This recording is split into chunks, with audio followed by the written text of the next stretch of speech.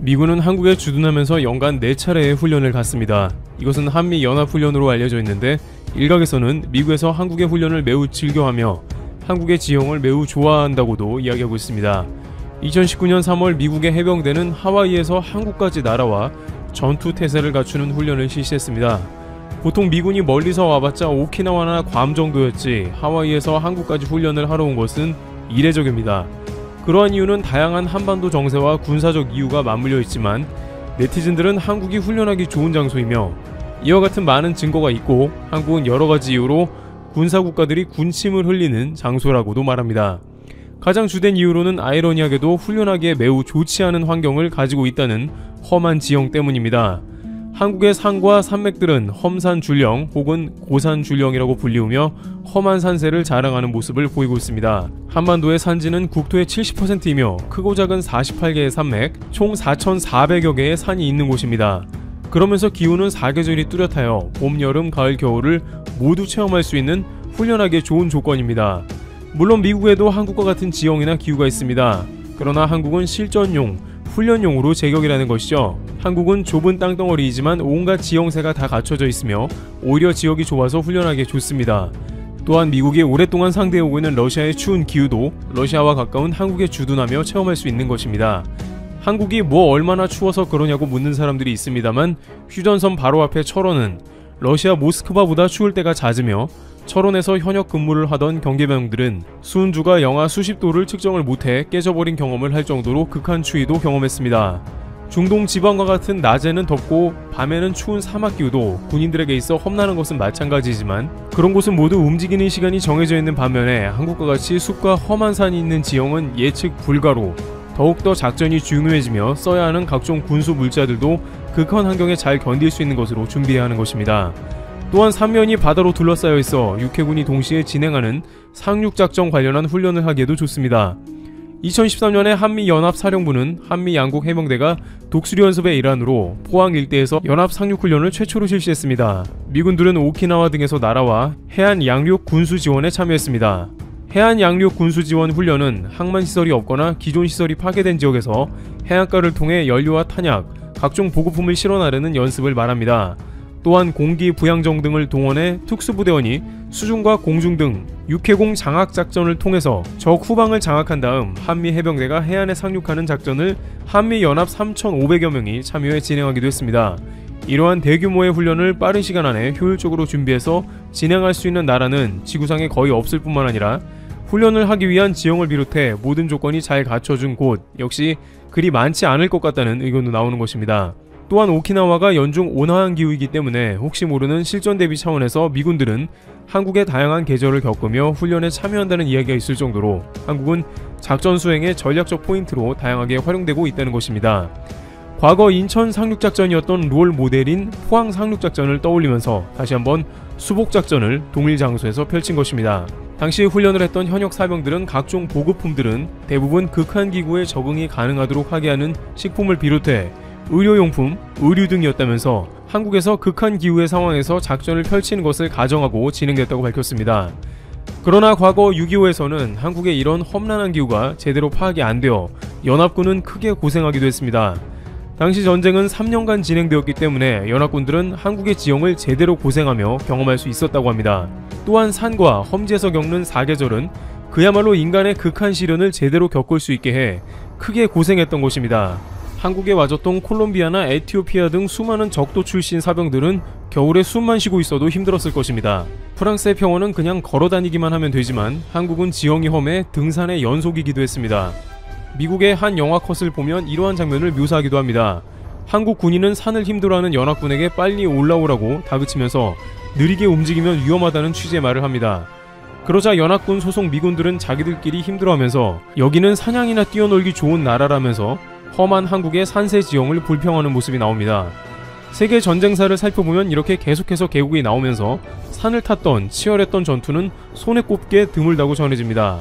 강원도 양구의 983 고지는 피해 능선으로 알려져 있고 6.25 당시 미군 8사령관 매튜 B 리지웨이 장군은 한미연합사단의 전략 요충지 983 고지 탈환 명령을 내렸으며 이를 위해 약 3만 발의 포탄을 소비했습니다. 여기에 백마고지 전투를 비롯해서 계속해서 산을 끊임없이 오르고 내리면서 전투가 반복이 되었던 어려운 전쟁이었죠. 실제로 한국전은 온갖 전투와 작전이 녹아들어 있었습니다. 물론 최첨단화되어 예전과는 비교가 안 되는 강력한 무기를 탑재한 군대가 존재하는 현대에는 과거보다는 육상의 전투가 절대적인 비율을 차지하지 않고 있습니다만, 여전히 군인들에게 상륙작전이나 현지 적응 훈련 등을 위해서 한국은 작전 전개의 명소가 된 것인지도 모릅니다. 그런데 이러한 한국의 뚜렷한 기후 변화와 한여름과 한겨울, 극단으로 치닫는 계절 등은 오히려 한국에 있어서 각종 군수 사업을 더욱 강력하게 발전시키는 계기가 되어 전 세계의 다양한 고객들을 만족시키고 있는 모습입니다. 러시아 한 매체는 노르웨이에서 한국의 한화 디펜스의 K9 자주포를 수입해 훈련하는 관련 기사를 낸 바 있습니다. 노르웨이는 북유럽에 위치해 전반적으로 기온이 낮아 추운 겨울을 견디는 장비가 절대적으로 필요한 것입니다. 한화 디펜스는 사막에서 설원까지 다양한 작전 환경에서 운용이 입증되어 국내를 넘어 해외로 수출되고 있다면서 노르웨이의 환경에 충분히 적응이 가능하다고 밝혔습니다. 일부 언론에서는 K9 자주포와 노르웨이의 연어를 물물 교환으로 샀으며 한국의 제품의 성능을 무시당하는 한국의 굴욕이 아니냐는 보도를 하기도 했습니다만, 방위사업청은 이와 관련해서 한화 디펜스에 확인한 결과 노르웨이는 전액 현금으로 K9 결제를 했다고 밝혔습니다. 한국의 험지를 주파하며 한겨울과 여름의 극한 온도 테스팅을 훌륭히 마친 K9이 제값을 못 받을 리 없겠죠. 노르웨이 옆 동네로 북유럽의 추운 날씨를 자랑하는 핀란드 역시 한국의 K9 자주포를 운용하고 있으며, K9의 발사 장면과 무반동 메커니즘을 살펴본 군인이 흐뭇해하는 모습은 국내 네티즌들에게 잘 알려져 있습니다. 사막 지형이 있는 호주에도 K9 자주포가 1조 원 계약을 하면서 한국 군수 제품의 우수성을 입증했습니다. 호주는 앞서 자주포 사업을 계획했다가 포기했지만 노르웨이 등 다양한 국가에서 성공적으로 운용 중인 상황 등 여러가지 한국산 무기의 우수성 가운데 앞으로 대량으로 항공무기를 수입할 것을 희망하는 것으로 전해집니다. 그뿐만 아니라 한국의 다양한 군수 물품 등은 극한 환경에서 수행되는 한국 지형의 군사작전을 모두 수행하게 되어 있어 해외에서 나름 믿고 사용할 수 있는 내구성과 전문성, 고성능을 겸비한 신뢰도가 높은 제품으로 알려져 있습니다. 여기에 실전 감각으로 긴장감을 느끼기에는 한국이야말로 최적의 장소로 판단된다는 의견도 나오고 있습니다. 삼면이 바다로 된 한국은 1년 내내 자망이 가능한 핵잠수함을 개발해야 한다는 목소리가 나오고 있습니다. 과거부터 핵잠 개발에 의지를 보이고 있으며 최근 미국과 관련 논의를 진행 중이라는 보도가 일부 나오기도 했습니다. 북한은 이미 잠수함을 운용 중이고 멀게는 러시아와 언제 한국을 위협할지 모르는 중국도 존재하고 있기 때문에 한국은 고성능의 핵잠을 개발하여 한국의 바다에서 다양한 공격 가능성에 대비하며 전쟁 억지력을 갖는 것이죠. 주변은 온갖 군사 강국으로 둘러싸여 있기 때문에 한국의 지리적 위치상 군수물자가 갈수록 발달한다는 것입니다. 한국의 험한 지형과 기후가 내수용 군수 물자마저 견고하게 준비되어 세계적인 수준을 이끌어낸과 동시에 현재의 복잡한 지정학적 위치는 한국으로 하여금 고성능의 전투기나 미사일까지 선보이게 되는 이유가 된 것입니다. 특히 현무 미사일의 경우에는 내년부터 대략적인 양산이 계획되어 있기 때문에 전쟁 억지력을 한층 높일 것입니다. 또한 전세계 유일 휴전 상태이며 분단국인 한국은 그 자체로 긴장하며 각종 군사작전을 준비하는 상황입니다. 여전히 남북이 갈라져 있는 상황은 매우 안타까운 것으로 그 자체를 절대 좋은 일이라고 할 수는 없습니다만, 전세계 유일의 분단국으로 북한을 비롯해 러시아와 중국까지 시시각각 변하는 한반도의 정세를 주시하고 있는 상황이며, 한국은 이에 항상 촉각을 곤두세우고 자주국방을 비롯해 미국과의 각종 연합작전에도 매우 공을 들이고 있습니다. 북한 역시 한미연합훈련을 가장 경계하고 있으며 이러한 작전이 일어날 때 노골적으로 불만을 표하고 있습니다. 도널드 트럼프 대통령은 김정은 위원장과의 정상회담 이후 한미연합훈련을 중지하겠다는 의견을 낸 바 있습니다. 그러나 하노이 회담이 결렬된 이후에 한미연합훈련은 다시 궤도에 오르면서 그 중요성도 부각됐습니다. 이와 같이 한국은 기본적으로 지정학적 위치상 항시 군사적 대비를 하고 있어야만 하는 나라임은 물론이고, 특유의 산세지형과 뚜렷한 사계절로 인해서 군사훈련이나 각종 군수장비를 테스트하는 좋은 위치로 언급되고 있습니다. 앞으로 자주국방을 강화하는 가운데 한국의 군수산업이 더욱더 발달하는 계기가 될 것이라는 전망이 나옵니다. 트리블튜브 이어서 마치겠습니다. 감사합니다. 소니 엔터테인먼트의 자회사 중 서커펀치라는 회사가 있습니다. 게임 회사죠. 서커펀치에서 이번에 신작 게임을 하나 내놓았습니다. 제목은 고스트 오브 스시마입니다. 스시마는 대마도죠. 따라서 제목을 한국어로 번역하면 대마도의 유령입니다. 제목에서 알 수 있듯 이 게임은 대마도를 배경으로 합니다. 정확히는 1274년에 있었던 여몽연합군의 1차 일본 침공을 배경으로 하죠. 몽골은 고려를 9차례의 침공 끝에 항복시켰습니다. 1259년이었죠.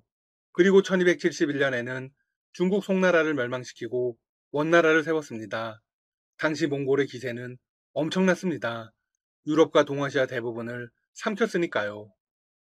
역사상 가장 넓은 영토를 거느린 군주가 징기스칸입니다. 원나라의 태조는 그의 손자인 쿠빌라이 칸입니다. 원나라는 고려에게 전함을 건조할 것을 요구합니다. 이는 고려사에 기록되어 있는 사실입니다. 당시 고려의 조선술은 세계 최정상급이었습니다. 당시 중국의 전함은 전적으로 고려에 와서 사간 것이었죠. 현재 한국이 조선업 강국인 이유가 여기 있었네요. 고려에서 건조한 함선수는 대함 300척을 포함해 도합 900척으로 전해집니다. 당시로서는 엄청난 숫자입니다. 고려에서 건조한 전함에는 몽골군 25,000명, 고려군 8,000명, 사공 6,700명 등 도합 39,700명이 승선한 것으로 전해집니다. 이 부대를 여몽연합군이라고 부릅니다. 여몽연합군은 곧바로 일본을 정벌하기 위해 떠납니다. 제1차 일본 침공은 실패로 끝납니다. 그러자 5년 후 다시 일본 정벌에 나섭니다. 역시나 고려에서 배를 만들었고 총 600척이었습니다. 하지만 2차 정벌도 패배하고 극소수의 군사만이 살아서 돌아왔습니다. 제1차 정벌 당시 대마도를 지키는 무사는 단 80여 명이었다고 전해집니다. 고스트 오브 스시마는 이 80여 명의 무사가 고군분투한 역사적 배경을 모티브로 합니다. 역사에 이름조차 남기지 못할 정도로 소규모이자 일방적인 전투였습니다. 무사들은 여몽연합군에 의해서 순식간에 전멸당했습니다. 하지만 일본의 게임 개발사는 반대로 이런 가정을 합니다. 만약 이때 한 명의 무사라도 살아남았다면 그 무사가 대마도를 되찾기 위한 항전을 계속했다면 어떻게 될까? 네, 이런 발상에 의해서 만들어진 게임이 고스트 오브 스시마입니다. 그 외 나머지는 모두 대체 역사입니다. 역사적 사실이 아니라는 거죠. 특히 게임에서는 고려를 임의로 배제시켰습니다. 대마도를 침공한 것이 오로지 몽골인 것으로 그려져 있습니다. 어떤 이유로 고려를 제외하고 역사적 내용을 변경했는지는 알 수 없습니다. 또한 실제 역사에서 몽골군은 대마도 점령 후 곧바로 다음 점령지로 떠났다고 합니다. 하지만 게임에서는 계속해서 대마도에 남아 백성을 괴롭히는 곳으로 설정했습니다. 만약 고려를 원나라와 동일하게 묘사했다면 문제가 될 수도 있다는 생각이 듭니다. 한편 이 게임은 출시되자마자 입소문을 타고 빠르게 팔려나가고 있습니다. 많은 게임 매장에서 품절된 것으로 확인되었습니다. 구하려는 사람이 많아 오픈마켓 등에는 웃돈을 받고 파는 업자들이 10만원가량의 물건을 내놓고 있습니다. 한편 일본 지자체들은 고스트 오브 스시마를 관광상품으로 이용하기 위해 안간힘을 쓰고 있습니다. 대마도가 속한 지역은 나가사키현입니다.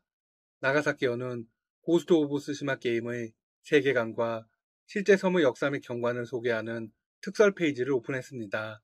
해당 페이지에는 게임 소개와 더불어 배경 역사인 여몽연합군의 스시마섬 침략을 자세하게 소개했습니다. 그리고 실제 섬 풍경에서 영감을 얻은 지형 소개 등을 담고 있습니다. 해당 페이지에서는 게임 속과 비슷한 풍경을 볼 수 있는 명소들도 소개하고 있습니다. 지도에는 시라타케산, 와타스미 신사, 고모타 해변, 카네이시성, 반쇼인 사찰 등 대마도의 인기 볼거리들이 표기되어 있습니다.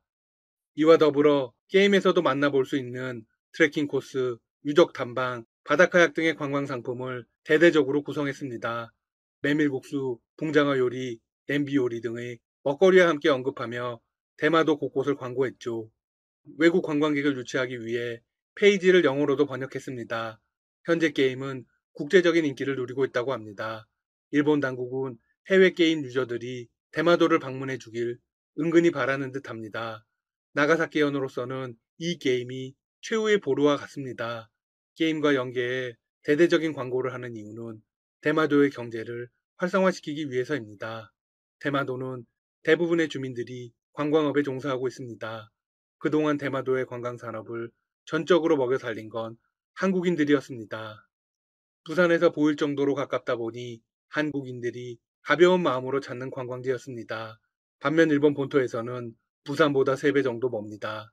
접근성이 좋지 못하죠. 따라서 현지인들의 방문은 거의 없었습니다.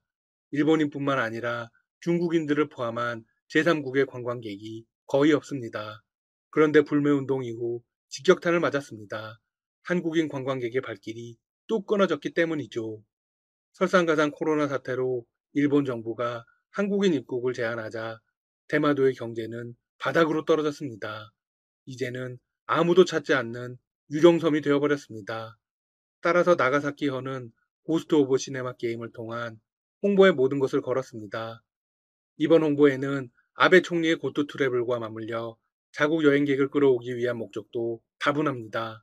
하지만 성공 확률은 지극히 낮습니다.